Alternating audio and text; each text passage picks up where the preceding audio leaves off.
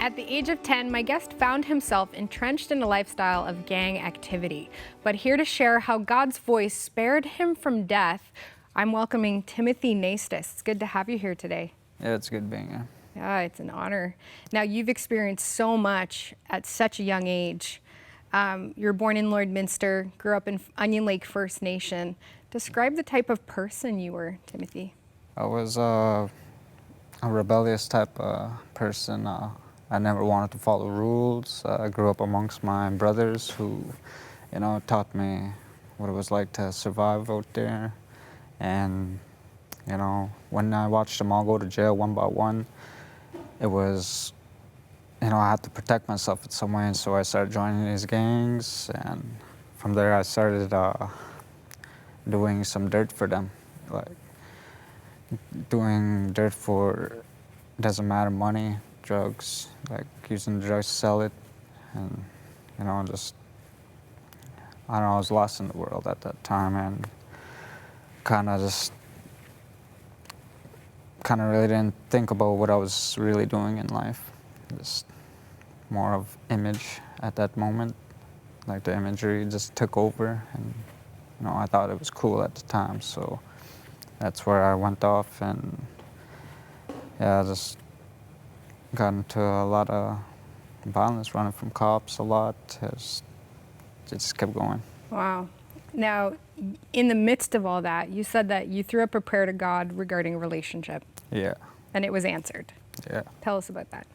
I remember getting out of this relationship. It was bad. Like, I don't know what was the cause behind it, but I just remember praying to God, coming home, and I was telling him, I gave like mad detail about what I wanted, and he just, about a week later, I met this girl. Like, I just couldn't believe like God would answer that prayer, and because there's so much detail in it. Like, I met this girl, and she was everything I asked for, and just when I seen her, it was, I could still picture her today, like how she looked. Just blue jeans, baby blue sweater, her hair up. She was rocking this Puma sweater.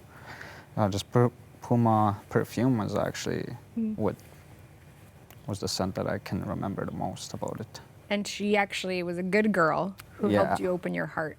She was actually the one who I only let into my heart.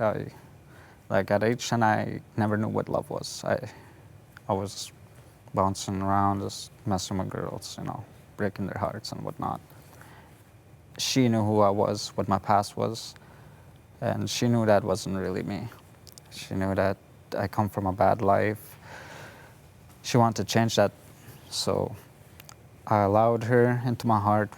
All we did was just talk about each other's life, and I felt like our spirits connected real powerfully, and like, we never say anything, like we never tell each other we loved each other, but we knew we did.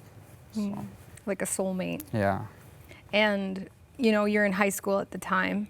They kick you out of school because of all their involvement with the gangs, and you leave kicking and screaming. Yeah. What happened after you left high school?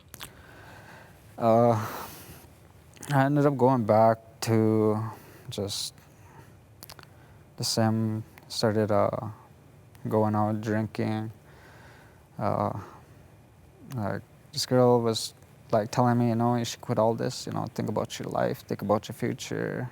I started thinking about it, but things switched up on the end, and I ended up going out with my homies. We ended up doing a B&E. I get caught for it. They pin it on me. I have a lot of my homies telling me, what, cops are coming for you. They're looking for you. So I ended up just taking off for a year. I didn't tell anybody. And I thought about what this girl was telling me through the whole time, changed my life. I see that she just thought 10 years into the future of what she wanted and what she's seen me. And I didn't realize that. So when I came home was the day they actually buried her, and when I came home, I thought, okay, you know what? I'm gonna settle down. I'm gonna get my life right. I'm gonna tell this girl, you know, I love you. I'm gonna express all this. And wow, it's like the world just punched me right there. It gave me the hardest hit ever, and it broke me. It, I wasn't the same after that. My mom became a Christian 6 years later. She was really trying to convince me to go to church. She got most of my family into church. I told her, you know what? I'm not going to church. You know, that's not me. You know where I came from. You know how I grew up. You know, what's, you know what God did to me. You know how He damaged me, and it got to the point where I ended up going out, getting into trouble with these gangs.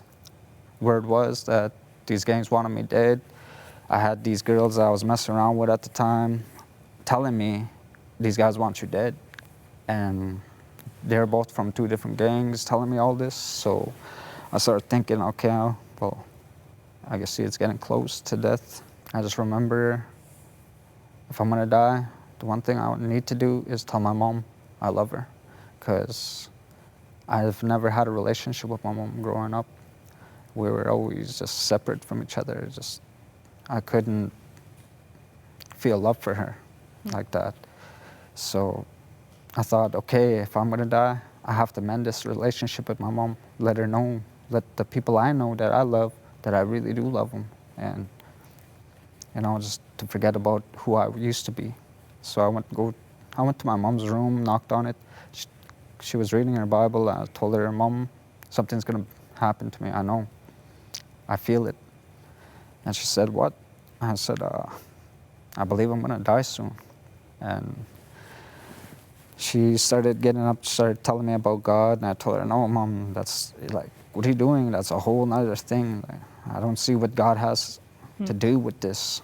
This is real. And she was telling me, no, you need to give your life to God. You know, He can stop all this. So I kind of denied it, started hearing these voices, like these gang members that I know, and I knew they were out there, what they've done, their background, and I kept hearing them saying, you know, we're gonna get this guy, we're gonna take him tonight. So I told them, I'm okay, this is it, I'm gonna go to church with you. So Sunday rolls around, I was anxious, I got up right away. I just remember sitting way at the back of the church, not wanting to be seen by anybody. But the pastor kept looking at me like, service was ending. I remember him saying, if there's anybody who would like to give their life to God, now is the time, come up here. I'll have the prayer warriors pray for you. So I just remember all this weight I was holding. And I was just walking up there, and it's like something was holding me from getting to that altar. And by the time I got up to that altar, I was just telling God, you know what? I'm going to give my life to you, but I come from a street life where I cannot cry in front of anybody. And I will not cry for you either.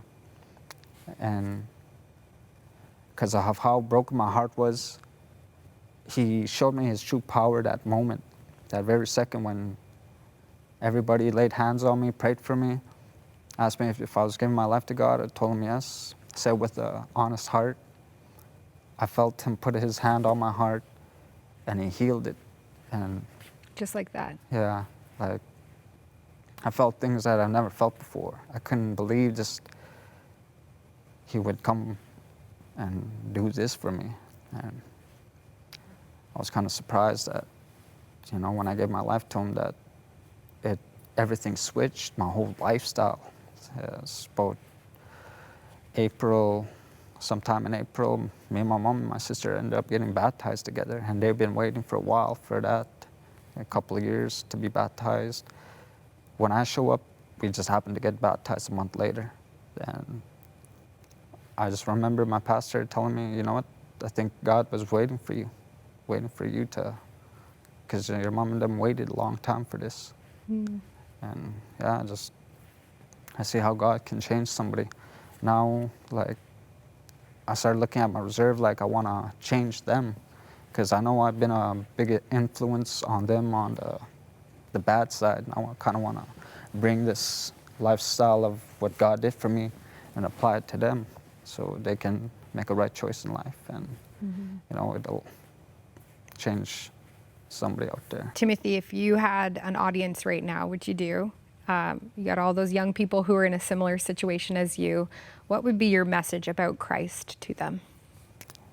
What my message would be, you know, first of all, he's real. I'll let them know that. And, you know, like, from my lifestyle, where I came from, he changed me from the inside to the outside. I'm sure he can change whatever situation. Like, when I was going through these gangs, he quickly switched that up. He told me, like, you know what, nobody will touch you. And he'd taken these gangs away from me ever since. He's made that crooked road straight, and, you know, like, I give glory to him for that. So I tell him, you know what, I believe that if you really put your trust in God, he will deliver. He'll say what he's meant to do. He loves you that much, and he will change anything. It's powerful. Thank you so much, Timothy, for joining us today. Yeah, you're welcome.